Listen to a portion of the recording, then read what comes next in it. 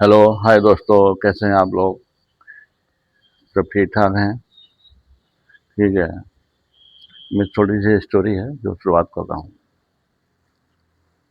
हिंदुस्तान जिंदाबाद, हिंदुस्तान जिंदाबाद, हिंदुस्तान जिंदाबाद, हिंदुस्तान जिंदाबाद, हिंदुस्तान जिंदाबाद, हिंदुस्तान जिंदाबाद। यहीं से शुरू हुई है स्टोरी और यहीं पे आके खत्म हो गई। मेरा हिंदुस्तान जिंदाबाद था, जिंदाबाद है और जिंदाबाद रहेगा। अब मैं स्टोरी शुरू कर रहा हूँ। मैं दिल्ली में था। मैं उस टाइम पे जा रहा था लाल किले, तो हमारे सामने एक हमारे दोस्त थे, बहुत तेज तेज चल रहे थे। मैं उनसे पूछा, हजरत कहाँ जा रहे हैं? बोले वो लाल किले पे पानी पूरी वाला आया हुआ है और मैं उसके बाद पानी पूरी खाने जा रहा हूँ। वो बहुत अच्छी पानी पूरी बनाता है। तो मैं सोचा कि चलो मैं भी इसके साथ चलता हूँ, आज देखता हूँ ये कौन सी पानी पूरी खा रहा है। मैं भी उसके पीछे पीछे जाने लगा। जब मैं वहाँ पहुँचता हूँ तो वहाँ भोलू पानी पूरी वाले थे। बहुत भीड़ लगी हुई थी वहाँ पे। मैं वहाँ जाकर रुक जाता हूँ। तो मैं देखा एक व्यक्ति पानी पूरी खा रहे हैं। वो खाने में मस्त हैं। तो एक लड़का आता है, 7 साल की उम्र होगी उसकी, और वो आके कहता है, बाबू जी मुझे भी पानी पूरी दे दो। तो कहते हैं कि चल हट यहाँ से। बड़ा आ गया पानी पूरी खाने वाला, पता नहीं कहाँ कहाँ से आ जाते हैं, यहाँ से चल। वो फिर भी वहाँ खड़ा रहा। खड़ा रहने के बाद देखता रहा कि वो पानी पूरी मुझे मिल जाती तो मैं भी खा लेता। मैं एक खड़ा देखता रहा। फिर मैं सोचता देखो अभी क्या क्या होता है।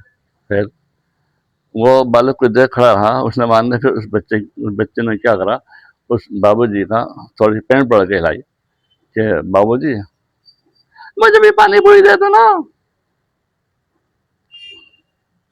तो बाबूजी जो है उनको बहुत गुस्सा आया। बाबूजी बोले, चल हाँ यहाँ से, नीर कहीं का।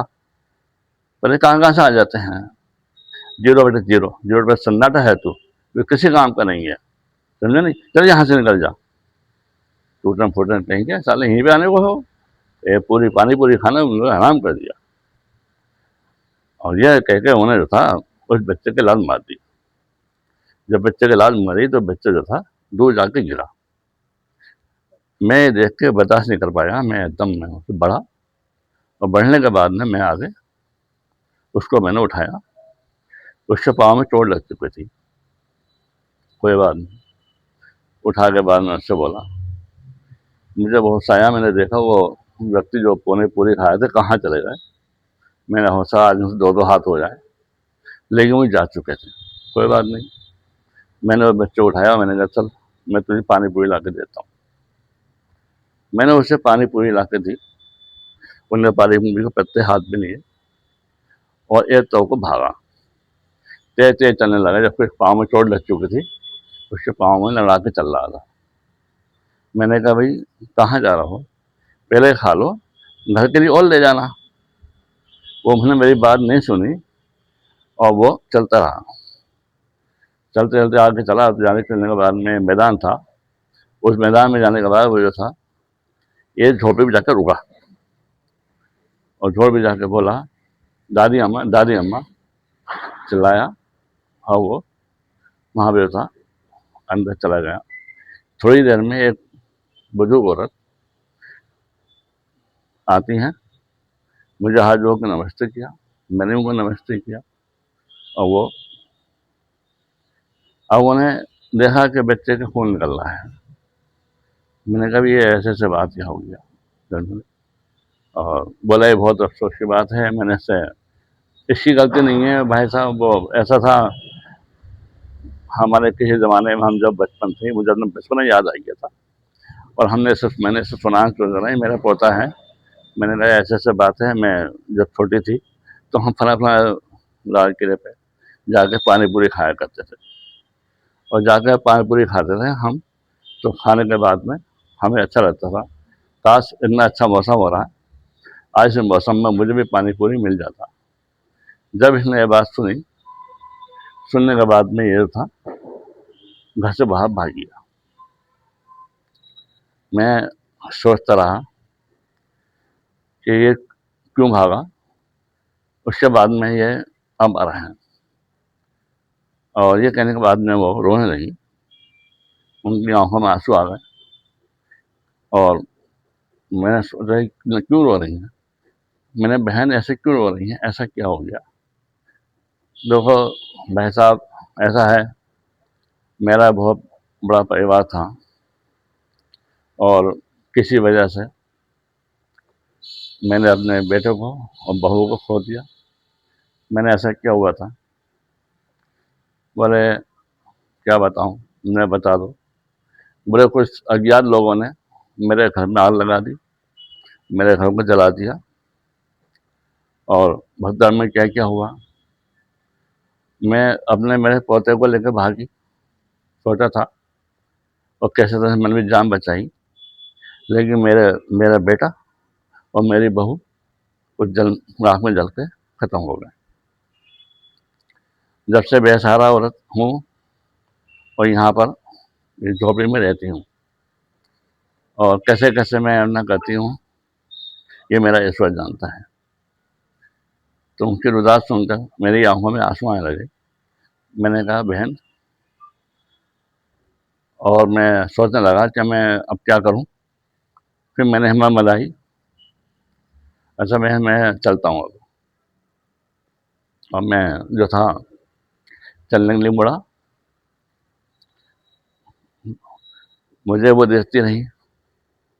मैं अभी 5-7 कदम चला था तो पीछे से आवाज़ आई, बाबूजी बाबूजी। मैं रुक गया, मेरे पीछे मुड़ के देखा तो वो लड़का जिसकी उम्र 7 साल होगी करीब आया,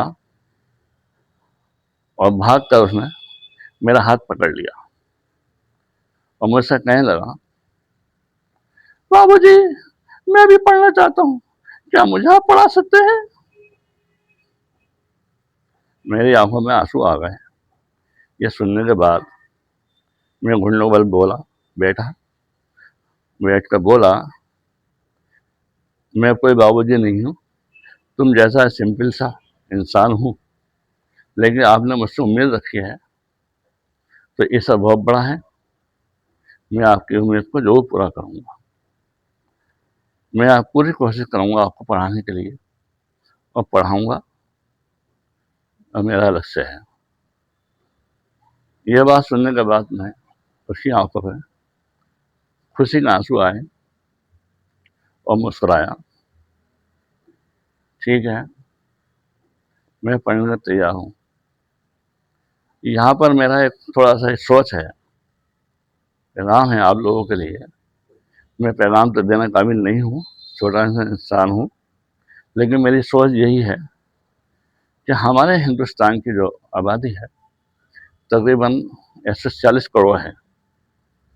अगर हम इस 140 करोड़ में से 50 करोड़ इंसान ऐसे आ जाएं मैदान में, जो हर गरीब बच्चा जिसका कोई ना हो, जो बेसहारा हो, जो यतीम हो, जिसको लोग नाली का कीड़ा कहते हो, जिसको लोग कहते हैं जीरो बटे जीरो है, जिसको लोग ये कहते हैं जीरो बटे सन्नाटा है, उनका हाथ थामे और आगे बढ़ाएं।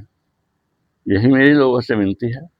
और ये पैगाम सिर्फ हिंदुस्तान की नहीं, पूरी दुनिया के लिए होना चाहिए।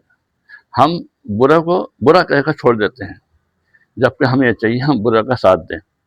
हम बुरा को बुरा ना कहें, हम बुरे का साथ देना चाहिए।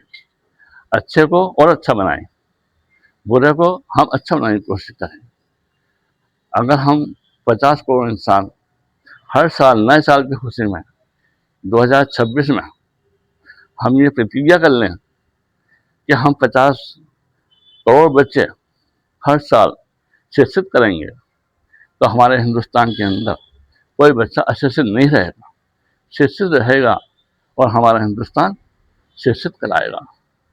यही मेरी आप लोगों से विनती है।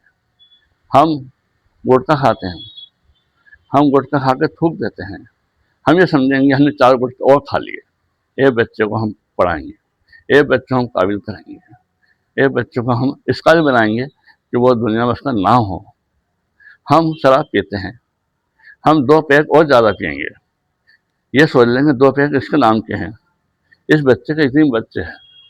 हम अपने परिवार में रहें, हम अपने मोहल्ले में रहें, हम अपने खानदान में रहें कि हम किसके लिए क्या कर सकते हैं। ये मत देखो कोई हमारे साथ क्या कर रहा है, हमें ये देखना है हम किसी के साथ क्या कर सकते हैं। खैर कोई बात नहीं, हम जैसे अब हम यही कहेंगे सबसे कि हमें ये चाहिए कि हम गरीब लोगों का हमारे मोहल्ले में रहें, आप अपने परिवार में रहें, आप अपने हिंदुस्तान में रहें। आप ये ना देखें कि हिंदू हैं, मुस्लिम हैं, सिख है, ईसाई है, हमारा हिंदुस्तानी बच्चा होना चाहिए। हमें हिंदुस्तान को आगे बढ़ाना है, हम हिंदुस्तान को हमें आगे बढ़ाना है, हमें हिंदुस्तान को आगे बढ़ाना है। यही मेरी सोच है और यही सोच आप लोगों की होनी चाहिए। कोई ज़बरदस्ती नहीं है, छोटी सी स्टोरी है। हिंदुस्तान जिंदाबाद, हिंदुस्तान जिंदाबाद, हिंदुस्तान जिंदाबाद, हिंदुस्तान जिंदाबाद, हिंदुस्तान जिंदाबाद, हिंदुस्तान जिंदाबाद, हिंदुस्तान जिंदाबाद, हिंदुस्तान जिंदाबाद। हिंदुस्तान मेरा जिंदाबाद था, जिंदाबाद है, जिंदाबाद रहेगा। इस स्टोरी से, ये स्टोरी काल्पनिक है, किसी को किसी के चरित्र से मतलब नहीं है इसका। ये एक मेरी सोच थी जो मैंने आप लोगों को बात पहुँचाई है। यही मैं पहुँचाना चाहता था, यही मैंने आपको पहुँचा दी है। आपको अगर मेरी स्टोरी अच्छी लगी हो तो आपको क्या करना है ये आप जानते हैं। ओके, मैं इस स्टोरी का जो शीर्षक है वो यही है कि लड़के ने आकर क्या पकड़ा। बाकी गुड बाय, सलामत रहो, जय हिंद, गुड बाय।